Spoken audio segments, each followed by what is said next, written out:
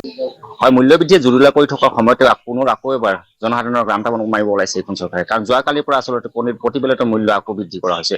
আৰু প্ৰতি প্লেট কণীৰ যিটো মূল্য আছে তাতকে আৰু প্ৰতি প্লেট কণীত 20 টকাকৈ মূল্য বৃদ্ধি হৈছে। আৰু এই মুহূৰ্তত মই উপস্থিত আছো জয়ীসোপা চলন্তাৰ পৰা এখন সপ্তাহে বজাৰত দেখিবলৈ পোৱা গৈছে। আচলতে মই সতীৰ্থক দেখাবলৈ জনাইছো আচলতে যোৱাকালিৰ পৰা আছে প্ৰতি প্লেট কণীৰ আচলতে 20 টকাকৈ দাম বৃদ্ধি কৰিছে। মই এজন ক্ৰেতা আছে তাৰ পৰা জানিব যত্ন কৰিম যে কণীৰ দাম 20 টকাকৈ বৃদ্ধি হৈছে। হয়, আমি আগত বেচাইছিলো 230 টকা, এতিয়া 240 টাকা হৈছে। আগত কিমান আছিল? আগত 230 টাকা আছিল। বৰ্তমান আজিৰ ডেটত কিমান আছে? আজিৰ ডেটত আপোনাৰ 40 টাকা। কি ক'ব যে এই দাম বৃদ্ধি হৈছে কিহৰ কাৰণে বৃদ্ধি হৈছে? মহাজনক সুধি আছো, মহাজনে কয় প্ৰডাকশ্যন কম হৈ আছে, বীমা গাড়ী ভাড়া বাঢ়িছে, ডিজেল পেট্ৰলৰ সেইকাৰণে বাঢ়াইছে। হয়, আচলতে পেট্ৰল ইন্ধন জাতীয় সামগ্ৰী আচলতে মূল্যবৃদ্ধিৰ পিছতে আচলতে এনেদৰে প্ৰতিবিধ অত্যাৱশ্যকীয় সামগ্ৰীৰ যি মূল্যবৃদ্ধি হৈ আছে আৰু মূল্যবৃদ্ধিৰ পিছতে কিন্তু এক প্ৰকাৰ সাধাৰণ জনতাই আচলতে ৰাম টাঙন মাৰিছে এইখন চৰকাৰে। মই সাধাৰণ কিছুমান ৰাইজ আছে জানিব যত্ন কৰিম যে চৰকাৰখন দ্বিতীয় কাৰ্যকাল আৰম্ভ হোৱাৰ পিছৰ পৰা প্ৰতিবিধ অত্যাৱশ্যকীয় সামগ্ৰীৰ মূল্য বৃদ্ধি হৈ আছে। কি ক'ব? আৰু যোৱাকালিৰ পৰা কণীৰ দাম বৃদ্ধি হৈছে প্ৰতি প্লেট। চাওক, আৰম্ভণিহে, মূল্যবৃদ্ধিৰে আৰম্ভ হলেহে। গতিকে যোৱাকালি দুদিন আগত আমাৰ বাজেট অধিৱেশন হৈ গ'ল, তাতেও আমি দেখিলো বাজেটত যি ভেকৌ ভাওনা।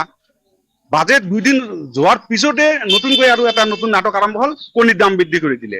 গতিকে এই যে জনসাধাৰণৰ মাজত যে ইমান বেয়া পৰিস্থিতিৰ মাজত লৈ গৈ আছে, ইয়াৰ কাৰণে দুৰ্ভাগ্যজনক। চৰকাৰখনে অকল টেটু ফালি চিঞৰি আছে যে আমি উন্নয়ন কৰিছো। এয়া উন্নয়ন নেকি? জনসাধাৰণৰ মূৰৰ ওপৰত ইমান ৰাম টাঙন দিছে আৰু মূল্য বৃদ্ধিত ইমান জুৰুলা কৰিছে দেশখন। তেওঁলোকে উন্নয়নৰ কথা কয়, উন্নয়নৰ কথা হ'ব নাপায় তেওঁলোকৰ মুখত। কাৰণ আমি দেখিছো বাস্তৱত 2016 পৰা আজিলৈকে যিমান এই চৰকাৰখনৰ পৰা দেখিছো, প্ৰত্যেকটো বস্তুতে বছৰত 5 টকাৰ পৰা 10 টকা, 20 টকা, 50 টকালৈকে মূল্য বৃদ্ধি হয়। গতিকে আৰম্ভণি হৈছে এই বাজেটত। আমি দুদিন আগতে দেখিলো বাজেটত আজি হঠাৎ কৰি 20 টকাকৈ কণীৰ দাম বাঢ়িলে মই কিনিব আহি হতভম্ব হৈ গৈছো। আজি এসপ্তাহ আগত মোৰ 210 টকা দি আজি 240 টকা দিব লগা পৰিল। গতিকে মোৰ দৰে সাধাৰণ জনে কিমান হাৰাশাস্তি খাব লগা পৰিছে।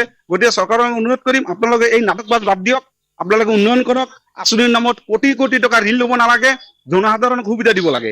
আজি পেট্ৰল কওক, ডিজেল কওক, প্ৰত্যেকটা দৈনন্দিন জীৱনত দৰকাৰ হোৱা বস্তুবিলাকৰ ওপৰত আপোনালোকে কৰ লগাইছে, গুণ্ডা টেক্স লৈ আছে, ইমান হাৰাশাস্তি কৰি আছে ৰাইজক। গতিকে অনুৰোধ কৰি আপোনালোকে এই নাটকবাজ বাদ দিয়ক আৰু অসমৰ জনসাধাৰণৰ উন্নয়নৰ কাৰণে কাম কৰক।